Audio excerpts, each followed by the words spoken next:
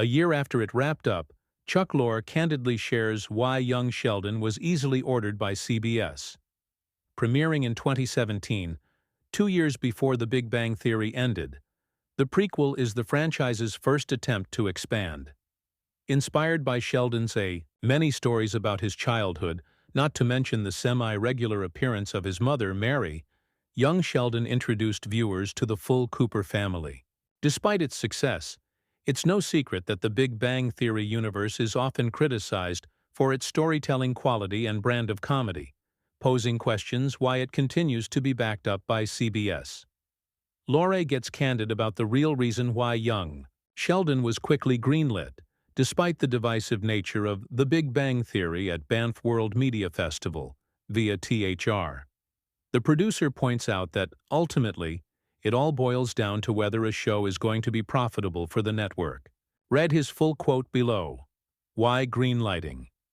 Young Sheldon was actually good for The Big Bang Theory's image. Young Sheldon made up for some of The Big Bang Theory's mistakes ordering. Young Sheldon made sense for everyone involved. It allowed Lorre to expand his foothold on CBS, while the network was able to continue taking advantage of The Big Bang Theory's success.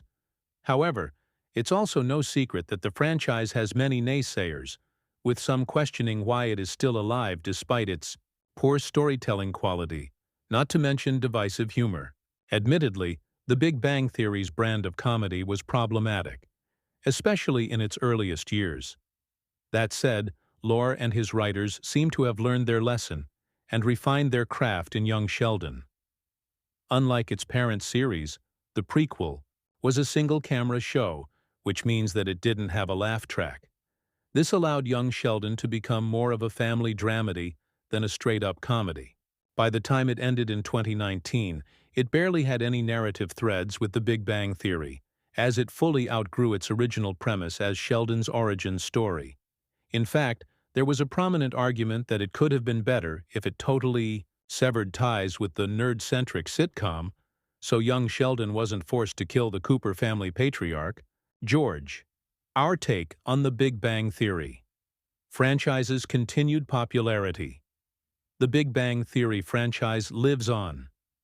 The Big Bang Theory was certainly a product of its time, with some of the people involved in the series retroactively acknowledging some of its more inappropriate creative choices. However, the main show and its spin-off continues to be popular, and proof of that is Young Sheldon's sequel, Georgie and Mandy's First Marriage, debuting to solid ratings for CBS, and Stewart fails to save the universe's impending debut on Max. Meanwhile, The Big Bang Theory was 2024's most binged show on streaming. At this point, the best Lorre can do is to make sure that their new shows are better than their predecessors.